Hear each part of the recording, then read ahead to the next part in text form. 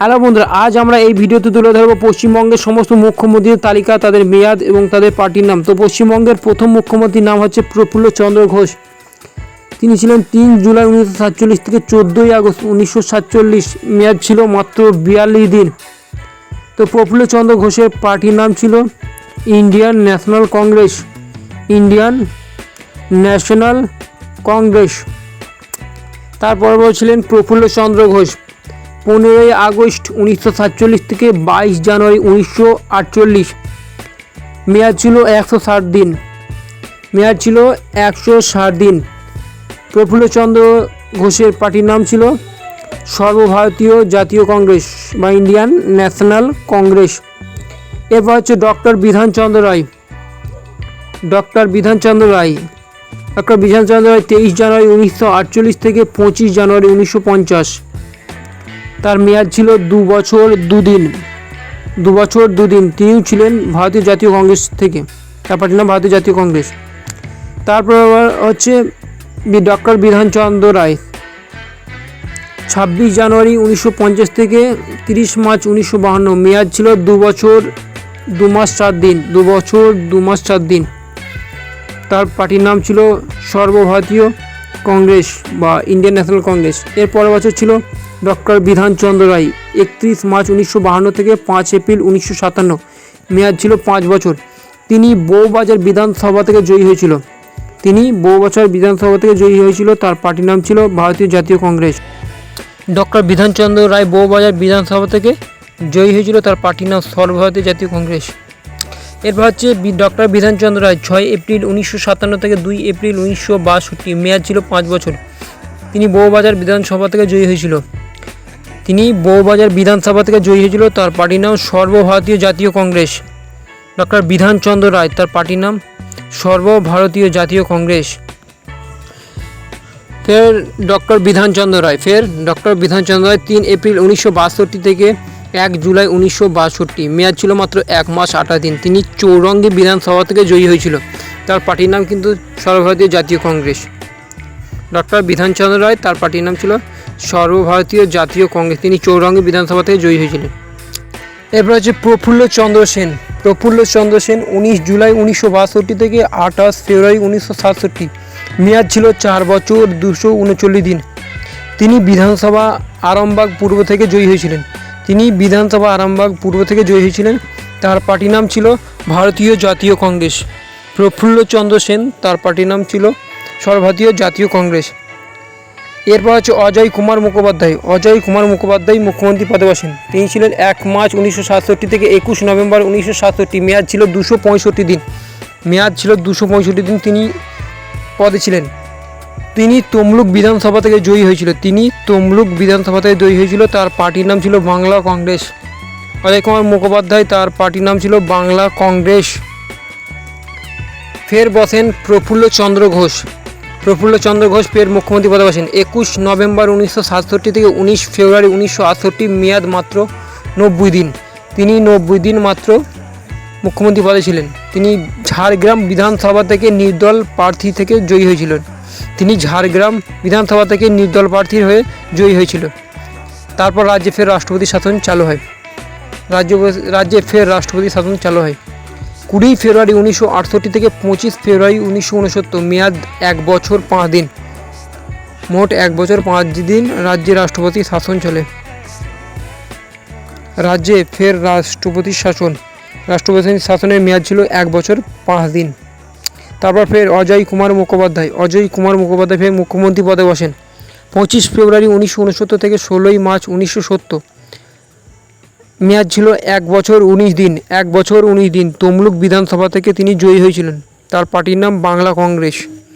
তিনি তমলুক বিধানসভা থেকে জয়ী হয়েছিলেন অজয় কুমার মুখোপাধ্যায়, তার পার্টির নাম ছিল বাংলা কংগ্রেস। রাজ্যে ফের রাষ্ট্রপতি শাসন জারি হয় 19 মার্চ 1970 থেকে 2 এপ্রিল 1971। মেয়াদ 1 বছর 14 দিন। মোট 1 বছর 14 দিন ফের রাজ্যের রাষ্ট্রপতি শাসন চালু হয় 19 মার্চ 1970 থেকে 2 এপ্রিল 1971। রাজ্যে ফের নতুন করে রাষ্ট্রপতি শাসন চালু হয়। মেয়াদ ছিল 1 বছর 14 দিন। ফের রাজ্যে অজয় কুমার মুখোপাধ্যায় মুখ্যমন্ত্রী পদে বসে 2 এপ্রিল 1971 থেকে 28 জুন 1971, মেয়াদ ছিল মাত্র 87 দিন। তিনি তমলুক বিধানসভা থেকে জয়ী হয়েছিল। তার পার্টির নাম ছিল ভারতীয় জাতীয় কংগ্রেস। ফের রাজ্যে রাষ্ট্রপতি শাসন জারি হয়। 29 জুন 1971 থেকে 20 মার্চ 1972, মেয়াদ ছিল 265 দিন। 29 জুন 1971 থেকে 20 মার্চ 1972, মেয়াদ ছিল 265 দিন। এরপর সিদ্ধার্থ শঙ্কর রায় তিনি মুখ্যমন্ত্রী পদে বসেন। 20 মার্চ 1972 থেকে 30 এপ্রিল 1977, মেয়াদ ছিল 5 বছর 41 দিন তিনি মুখ্যমন্ত্রী পদে ছিলেন। তিনি মালদহ বিধানসভা থেকে জয়ী হয়েছিলেন। তার পার্টির নাম ছিল ভারতীয় জাতীয় কংগ্রেস। তারপর রাজ্যে ফের রাষ্ট্রপতি শাসন জারি হয়। 30 এপ্রিল 1977 থেকে 20 জুন 1977, মেয়াদ মাত্র 51 দিন। রাষ্ট্রপতি রাজ্যে শাসন ফের চালু হয়।